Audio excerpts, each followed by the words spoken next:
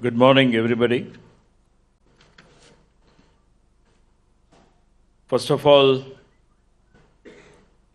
I would like to welcome the Honorable Chief Minister of Karnataka State, who could not make it to here today because of his ill health, and the Honorable Deputy Chief Minister of Karnataka State,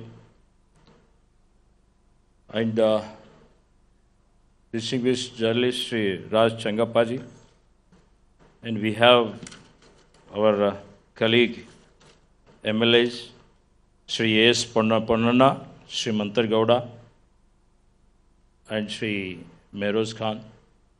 And also, I would like to,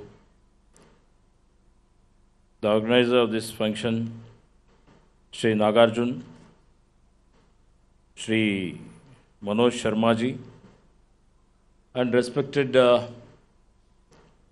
dignitaries, delegates who have all come here,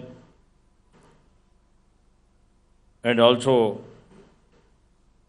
our head of forest force, Sri Subhash Malked, and all the forest and environment officers here. Thank you, India Today Group, for inviting me to this all-important conclave on conservation and climate change resilience that we have organized in association with Karnataka's Forest Department, Pollution Control Board, and other Forest Department boards. I am pleased to be here this morning amongst this august gathering of brilliant minds, some of the best in their chosen fields. I would also like to thank the organizers for choosing Bengaluru as the host city for this key event, the prime mover of a nation's growth story in the new millennia. When the idea of this conclave was floated to me by the organizers and I was asked if I could speak in it, I was a little apprehensive. I conveyed to them that I would be happy to speak, but only if they let me highlight the real issues and the prospective solutions for resolving those issues instead of just sticking to what's politically correct, as is the practice in the media circles these days.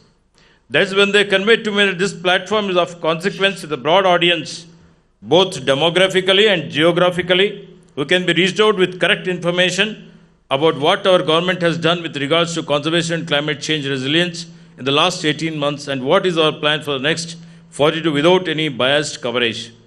Thanks to that assurance and the efforts of the organizers, I am standing here in front of you, fine people, and delivering this talk this morning.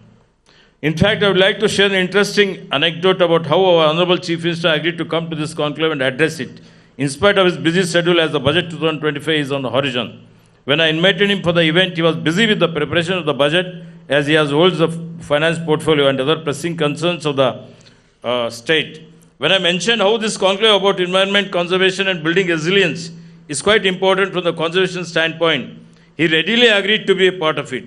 That is the level of commitment our Chief Minister has towards the state, its people, and the environment. Also, when I approached our Honorable Deputy Chief Minister with the invite for the event, he too readily agreed to be a part of it, as he has been an avid environmentalist, quite concerned about the forests and the wilderness areas of our state. Thank you, both of you, for gracing this occasion with your gracious presence. It's an honor and a privilege for all of us. We, as the Forest Department of Karnataka State, have been able to achieve remarkable things in the last 20 months of my tenure as the Forest and Ecology and Environment Minister of the State of Karnataka.